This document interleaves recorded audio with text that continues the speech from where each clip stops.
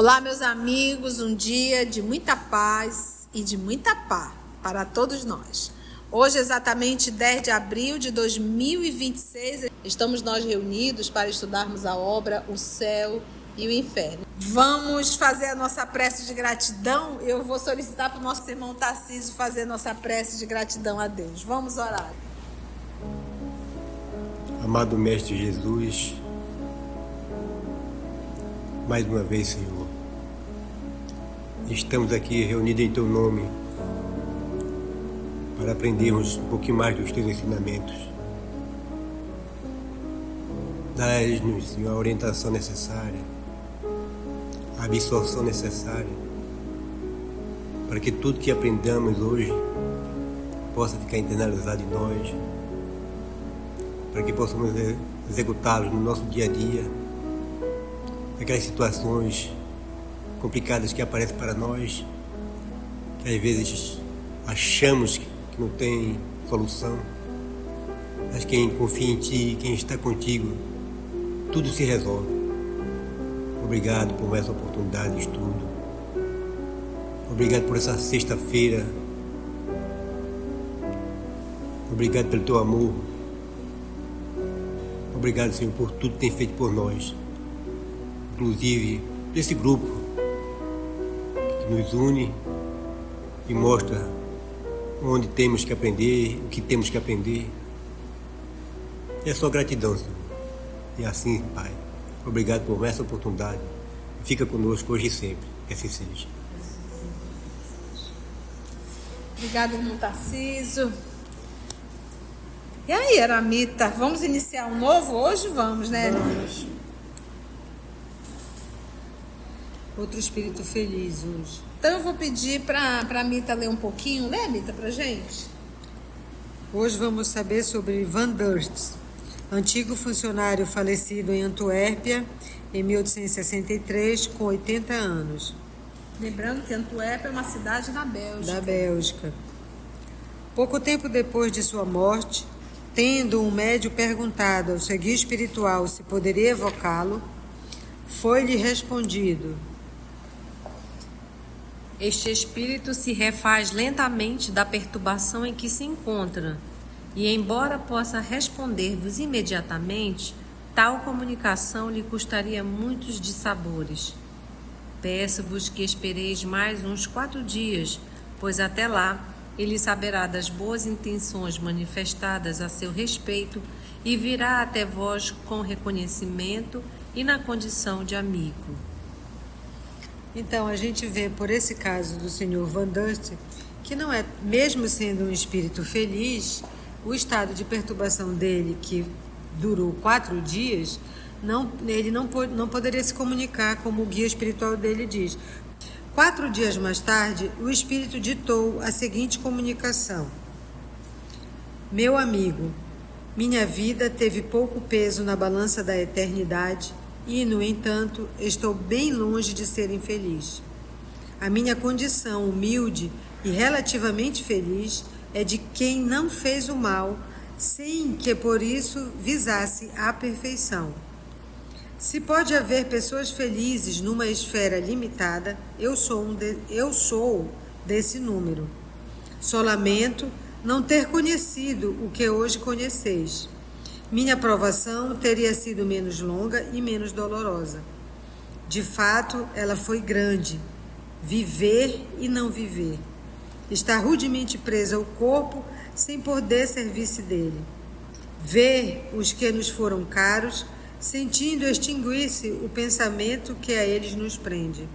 Oh, que momento cruel esse, em que o aturdimento nos empolga e constrange, para desfazer-se em trevas logo após. Sentir tudo para estar um momento depois aniquilado. Querer ter a consciência do seu eu sem encontrá-la. Não existir e sentir que se existe. Fantástico, né? Doloroso, mas fantástico. Ele é feliz, mas ele fala, como ele diz aqui, só lamento não ter conhecido o que hoje conheceis. Ou seja, que o conhecimento espírita faz falta, que ele não sabia, então, ou seja, ele ficou muito perdido. e a aprovação dele teria sido menos longa, talvez ele teria ficado mais resignado, né? Então, ele disse que isso fez diferente para ele, e ele não sabia, como ele diz, olha, sentir tudo para depois parecer que está aniquilado, e depois não existir e sentir que se existe. Porque quando a morte vem, que a pessoa que não sabe de nada, a gente sabe que a vida continua, então a gente já está esperando uma coisa. Agora, a pessoa que espera que com a morte aniquilar tudo, e depois eu não me aniquilei, não, eu sinto que eu estou vivo. Fica desorientado, então isso faz a diferença. E para o espírita, ele entende o que está acontecendo, ele entende o processo, mas isso não garante o estado de bem-estar, aí vai depender da consciência.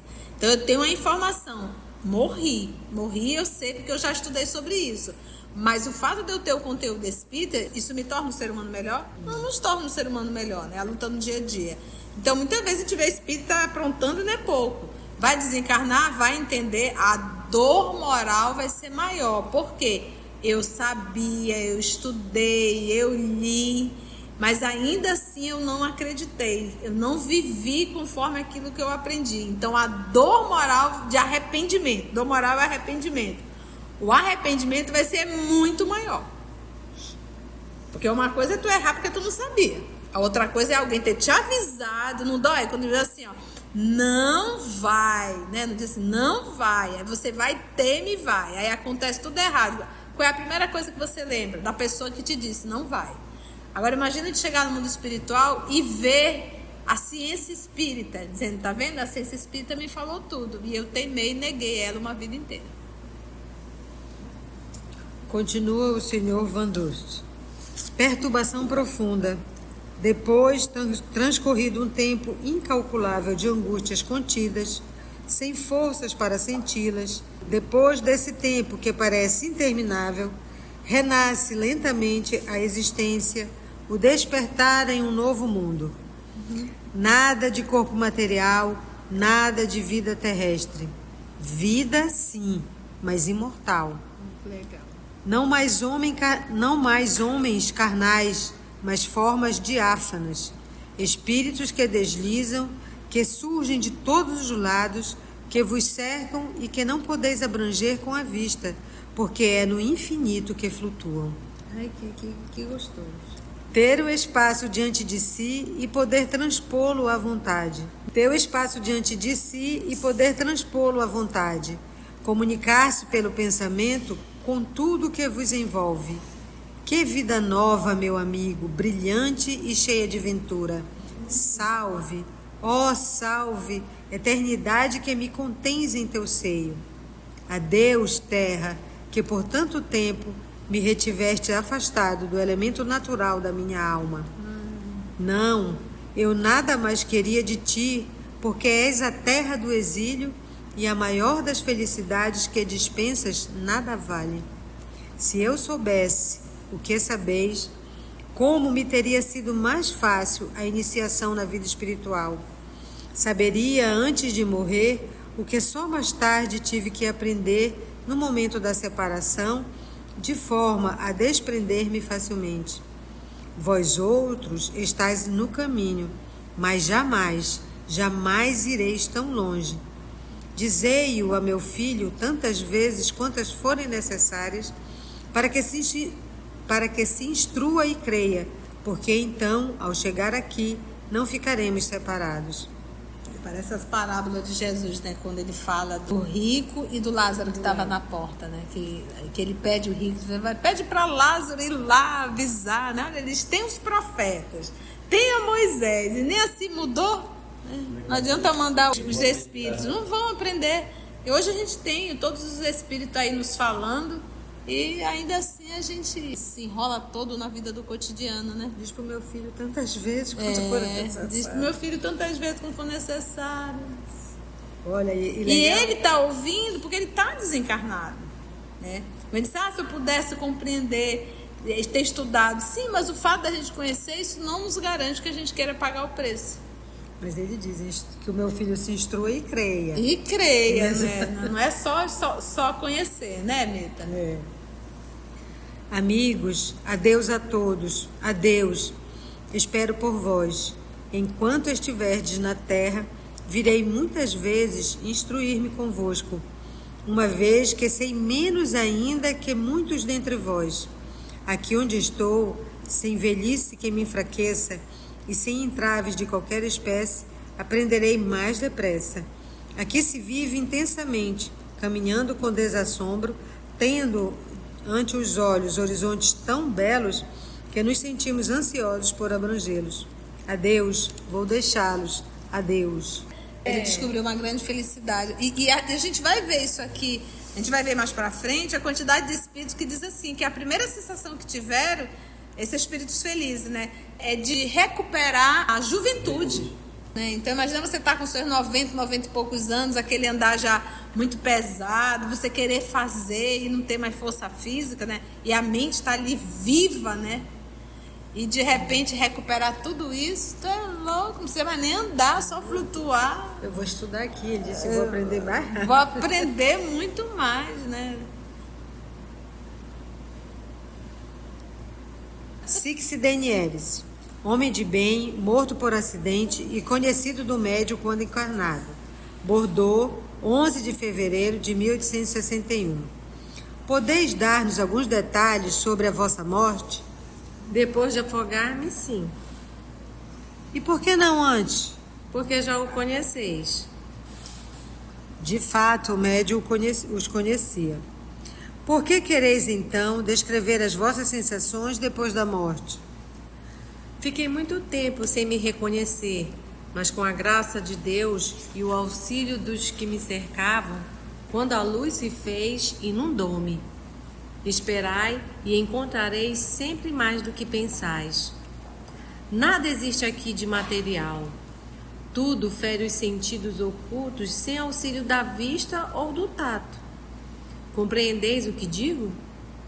É uma surpresa espiritual que ultrapassa o vosso entendimento, porque não há palavras que a expliquem. Só a alma pode percebê-la. O meu despertar foi bem feliz. A vida é um desses sonhos que, apesar da ideia grosseira ligada a essa palavra, só pode ser qualificada de medonho pesadelo.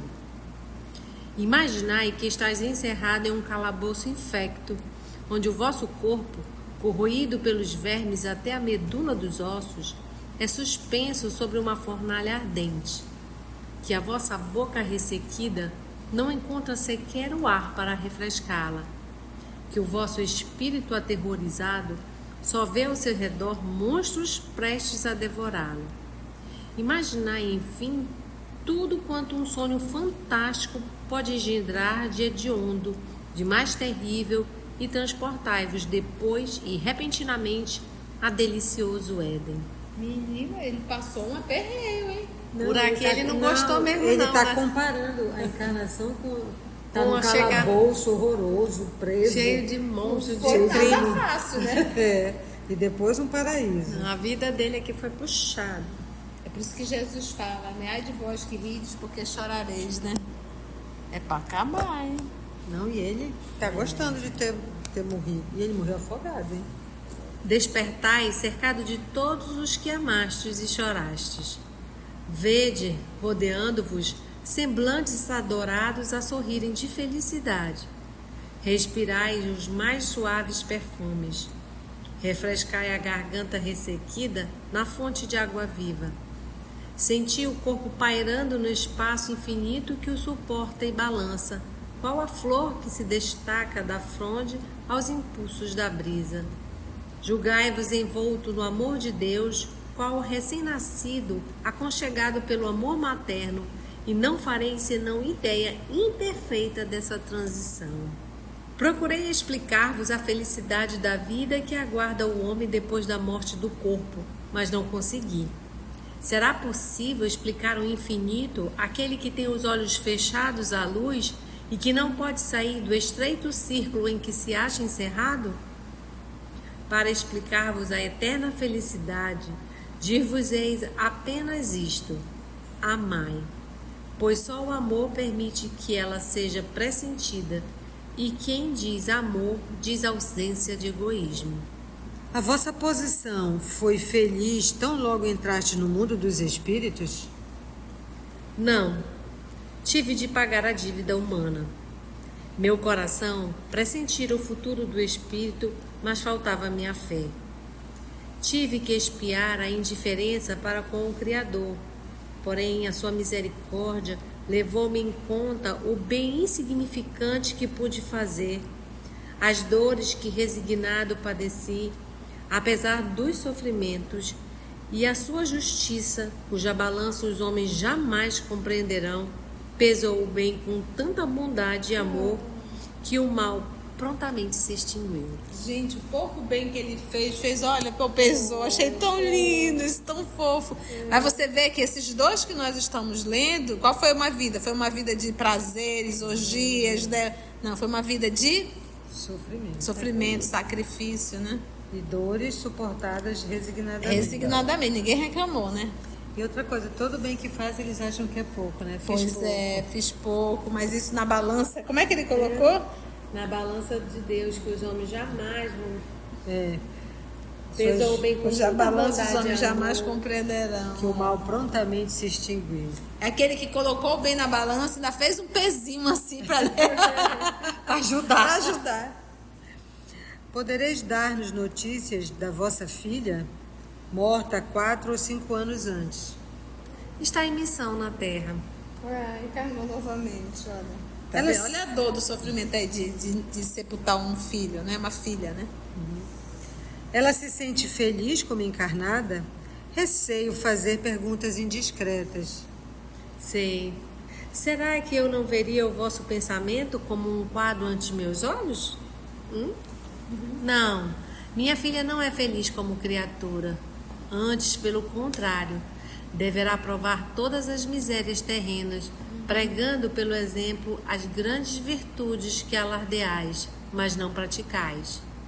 Terá a minha ajuda, velarei por ela. No entanto, não lhe será penoso superar os obstáculos, pois está na terra em missão e não em expiação.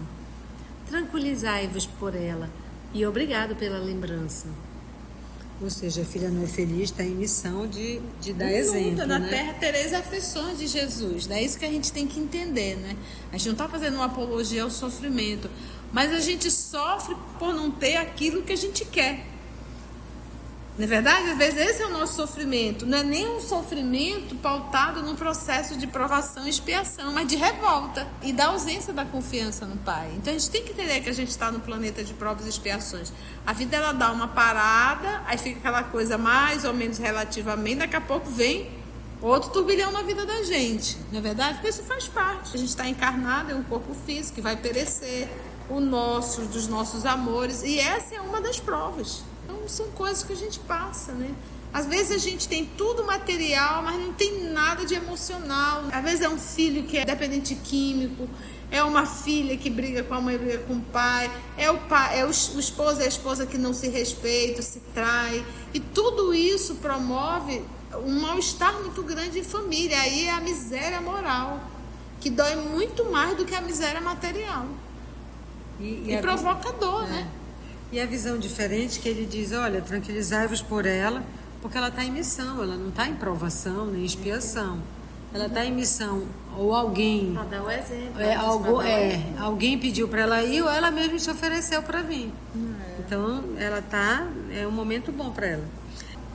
Nesse momento, o médium sentiu dificuldade para escrever e disse, se for um espírito sofredor que me atrapalha, peço-lhe que escreva seu nome. Uma infeliz.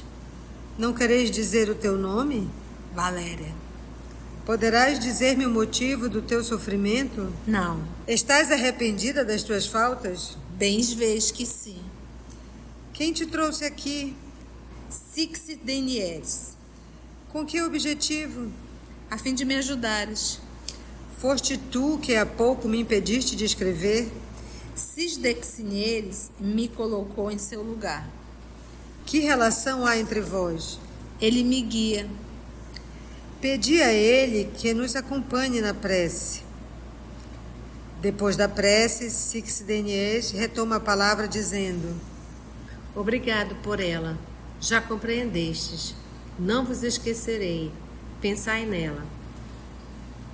A Valéria, né? A Sixideniers. Tendes muitos espíritos sofredores a guiar? Não. Entretanto, tão logo regeneramos algum, buscamos outro e assim por diante, sem ter com isso de abandonar os primeiros. Olha, sempre trabalhando, né? Sempre, né? Como podeis dar conta de uma vigilância que deverá multiplicar-se ao infinito no decurso dos séculos? Os que regeneramos purificam-se e progridem. Assim, não nos dão mais trabalho. Além disso, nós também progredimos e, à proporção que subimos, as faculdades e os poderes se dilatam na razão direta da nossa pureza. Observação, Kardec. Pelo que vemos, os espíritos inferiores são assistidos por espíritos bons com a missão de os guiar. Tarefa essa que não é exclusivamente delegada aos encarnados, os quais nem por isso ficam desobrigados de auxiliar, visto que também isso constitui para eles meio de progresso. Nem sempre é com boa intenção que um espírito inferior interrompe uma boa comunicação, como no caso presente. Mas é certo que o faz algumas vezes com a permissão dos espíritos bons, seja como prova, seja como o intuito de obter daquele a quem se dirige o auxílio necessário ao seu progresso.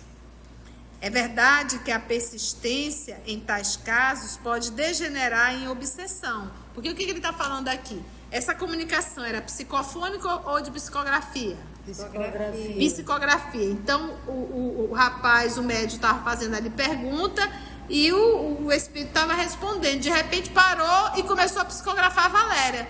Mas era psicografia, difere de uma psicofonia. Psicofonia não dá isso, não. É bem agoniada. Porque entre uma comunicação psicofônica, o espírito está bem acoplado ali, e aí ele de repente parou a entrar outro, não dá. Terminou uma comunicação, o médium tem que se refazer para iniciar uma outra. Difere da psicografia, principalmente se o médium for mecânico. Lembra do médium mecânico? O médium mecânico, ele pode psicografar com a direita, com a esquerda, e ainda vir, inclusive até uma psicofonia, se ele for mecânico, entendeu? Porque é ação direta nas cordas. É complicado. É verdade que a persistência em tais casos, ou seja, de um espírito querendo sempre escrever através do médium, só ele escrever, pode degenerar em obsessão. Porém, quanto maior for a tenacidade, né, a persistência, tanto mais provará a necessidade de assistência. Quem? O médium precisa de uma assistência porque está no processo obsessivo. É, pois, um erro repelirmos tais espíritos que devemos encarar quais mendigos a pedirem esmola, né? Ou seja, pedir ajuda. Digamos antes, é um espírito infeliz que os bons me enviam para o educar. Se o conseguirmos, teremos a alegria de haver encaminhado uma alma ao bem, abreviando-lhe os sofrimentos. Muitas vezes essa tarefa é penosa e melhor seria, por certo, receber continuamente belas comunicações e não conversar senão com espíritos selecionados. Mas não é buscando a nossa própria satisfação, nem repudiando as ocasiões que se nos oferecem para praticar o bem, que havemos de atrair a proteção dos espíritos bons, né? Que é o que fazemos nas reuniões de desobsessão, atender esses espíritos sofredores. Foi bom, gente? Algum comentário? Se você chegou até aqui o final, deixa seu comentário. É muito importante a gente poder ler o teu comentário. Não esqueça de curtir para que possa divulgar a página. Dá o seu like, né? E, se possível, faça a sua inscrição no nosso canal e toca o sininho. Porque quando você toca o sininho, o YouTube avisa para você quando o EOS publicar um novo estudo. Então, receba um grande abraço da família EOS Manaus. Antes de orarmos em agradecimento, vamos ouvir algumas considerações da tia que destacamos neste estudo para a reflexão dos ensinamentos. Vamos aos destaques da tia? Para o espírita, Ele entende o que está acontecendo, ele entende o processo. Mas isso não garante o estado de bem-estar. Aí vai depender da consciência. Então eu tenho a informação, morri, eu sei porque eu já estudei sobre isso. Mas o fato de eu ter o conteúdo espírita, isso me torna um ser humano melhor? Não nos torna um ser humano melhor, né? A luta no dia a dia. Então muitas vezes a gente vê espírita aprontando, não é pouco. Vai desencarnar, vai entender, a dor moral vai ser maior. Por quê? Eu sabia, eu estudei, eu li, mas ainda assim eu não acreditei. Eu não vivi conforme aquilo que eu aprendi. Então a dor moral de arrependimento, dor moral é arrependimento. O arrependimento vai ser muito maior. Porque uma coisa é tu errar porque tu não sabia. A outra coisa é alguém ter te avisado, não dói. Agora imagina de chegar no mundo espiritual e ver a ciência espírita, dizendo, tá vendo? A ciência espírita me falou tudo. E eu teimei e neguei ela uma vida inteira. Mas o fato da gente conhecer isso não nos garante que a gente queira pagar o preço. Parece as parábolas de Jesus, né? Quando ele fala do rico e do Lázaro que estava na porta, né? Que ele pede o rico, pede para Lázaro ir lá avisar, né? Eles têm os profetas, tem a Moisés, e nem assim mudou. Né? Não adianta mandar os espíritos, não vão aprender. E hoje a gente tem todos os espíritos aí nos falando, e ainda assim a gente se enrola todo na vida do cotidiano, né? A gente sofre por não ter aquilo que a gente quer. Não é verdade? Às vezes esse é o nosso sofrimento. Não é nem um sofrimento pautado num processo de provação e expiação, mas de revolta e da ausência da confiança no Pai. Então a gente tem que entender que a gente está no planeta de provas e expiações. A vida ela dá uma parada, aí fica aquela coisa mais ou menos relativamente, daqui a pouco vem outro turbilhão na vida da gente. Não é verdade? Porque isso faz parte. A gente está encarnado, é um corpo físico que vai perecer. Dos nossos amores, e essa é uma das provas. Então são coisas que a gente passa, né? Às vezes a gente tem tudo material, mas não tem nada de emocional. Às vezes é um filho que é dependente químico, é uma filha que briga com a mãe, briga com o pai, o esposo e a esposa que não se respeitam, se traem, e tudo isso promove um mal-estar muito grande em família. Aí é a miséria moral, que dói muito mais do que a miséria material. Assim, concluindo o nosso estudo de hoje e agradecendo o nosso Mestre Jesus por mais este momento de aprendizado, vamos orar? Então assim agradecemos a Deus nosso Pai, aos amigos espirituais, por mais uma oportunidade que nos foi dada de estudo e de reflexão. Graça te damos, Senhor, que assim seja. EOS Manaus. Estudando para servir ao Cristo. Visite nosso site em www.eosmanaus.org. No YouTube, procure o canal EOS Manaus. Participe do nosso grupo no Facebook. No Instagram somos @EOS Manaus. Escute e estude na Rádio Manaus de Estudos Espíritas. Estamos, também, em diversas plataformas de áudio. Procure EOS Manaus, no seu aplicativo preferido. EOS Manaus. Estudando para servir ao Cristo.